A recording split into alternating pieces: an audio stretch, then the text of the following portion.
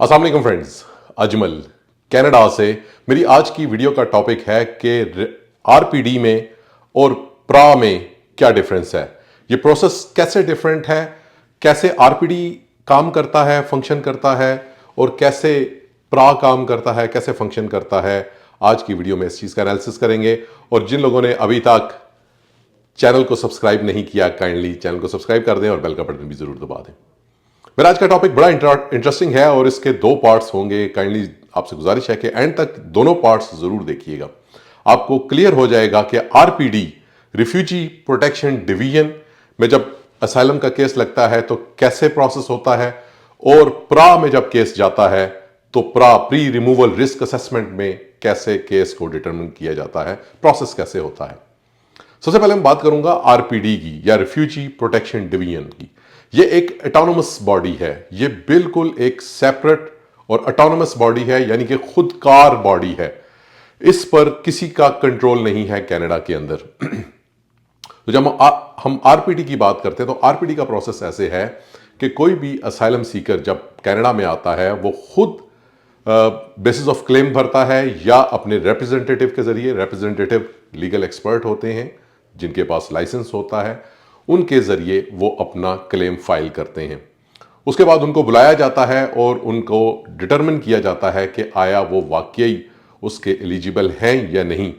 उसके बाद कुछ अरसे बाद में भी 6 महीने लग सकते हैं, कुछ केसेस में 8 महीने लग सकते हैं। उसमें उनसे नैरेटिव मांगा जाता है, यानी कि जिसे कंप्लीट स्टोरी कही जाती है, और एविडेंसेस मांगे जाते हैं, और उसके बाद फाइनली आपकी ओरल हियरिंग होती है जो बंदा असाइलम क्लेमेंट होता है।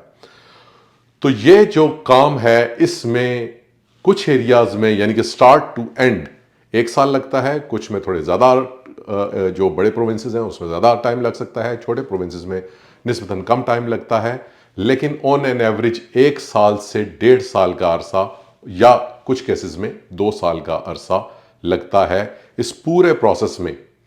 मैं फिर बता दूं कि स्टार्ट में जो फर्स्ट बीओसी भरा जाता है, बीओसी के बाद या बीओसी को फिल किया जाता है, बेसिस ऑफ क्लेम जिसे कहते हैं। उसके बाद आपको बुलाया जाता है, आपको मेडिकल वगैरह होता है, बुलाया जाता है, आपको फिजिकली देखा जाता है, डिटरमिन किया जाता है। उसके बाद कुछ अरसे बाद आपसे नैरेटिव मांगा जाता है, आपकी डिटेल स्टोरी जाती होती है। डिटेल स्टोरी जाने एविडेंसेस, और एविडेंसेस के बाद आपकी ओरल हेयरिंग होती है, यानी कि ऑनलाइन आपकी हेयरिंग होती है, जिसमें आपसे इंक्वायरी होती है, जिसमें आपसे पूछा जाता है। आपका वकील भी बैठा होता है या लीगल एक्सपर्ट जो भी हैं वो आपके बैठे होते हैं। आपका जज या आरपीडी का जो मेंबर होता है वो आपके सामने होता है। मोस्ट ऑफ द केसेस जो है वो इंटरप्रेटर होता है।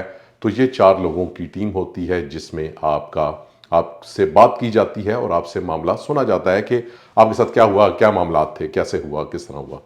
तो ये इंक्वायरी होती है इसमें। अब आप आ जाएं प्री रिमूवल रिस्क असेसमेंट की।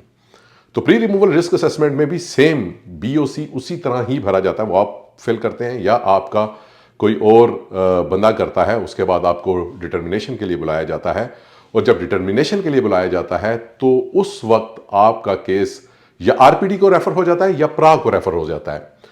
अब प्रा का मतलब प्री रिमूवल रिस्क असेसमेंट, उसमें आपकी बेसिकली रिस्क असेसमेंट होती है कि अगर आपको वापस अपने मुल्क भेजा जाए तो क्या आपको वहां पर खतरात हैं, क्या आपकी जान को इतना बड़ा खतरा है कि जान ले ली जाएगी, या आप जान से चले जाएंगे, या आपकी जान को कोई ऐसे थ्रेट्स हैं कि अगर आपको वापस भेज दिया जाए तो आप अपनी जान से हाथ धो बैठेंगे। वो एनालिसिस किया जाता है। और उसके बाद प्रा जो है वो आपका केस टेकअप करती है। प्रा जो है वो मैं बताता चलूं कि वो अथॉरिटी ऑटोनोमस नहीं है, वो गवर्नमेंट की एक बॉडी है। सीबीएसए का ऑफिसर होता है नॉर्मली, जो कि उसको चीज़ों को देखता है। और इसमें सबसे पहले आपको 15 दिन का टाइम दिया जाता है जिसमें आपने अपना नैरेटिव, कंप्लीट नैरेटिव सबमिट करना पड़ता है।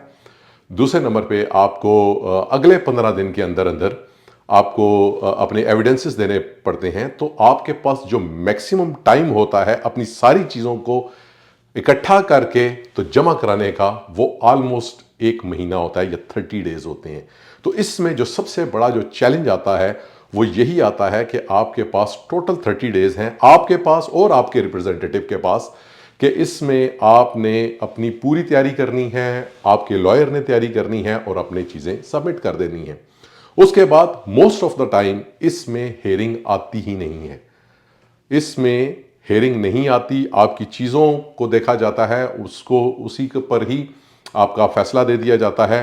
वो फैसला 6 महीने में भी हो सकता है, वो 8 महीने में भी हो सकता है, आपके हक में भी हो सकता है और आपके खिलाफ भी हो सकता है। और यहाँ मैं ये बताता चलूँ कि आरपीटी से अगर खुदा न खासा किसी की रिजेक्शन होती है तो वो रैड में जाता है, रिफ्यूजी अपील डिवीजन में जाता है, और वहां से अगर खुदा न खासा उसकी रिजेक्शन होती है तो फिर वो फेडरल में जाता है। जबकि प्रा से, प्री रिमूव रिस्क असेसमेंट से अगर रिफ्यूज हो जाए तो उसके बाद रैड, रिफ्यूजी अपील डिवीजन, इसका आपके पास राइट नहीं होता।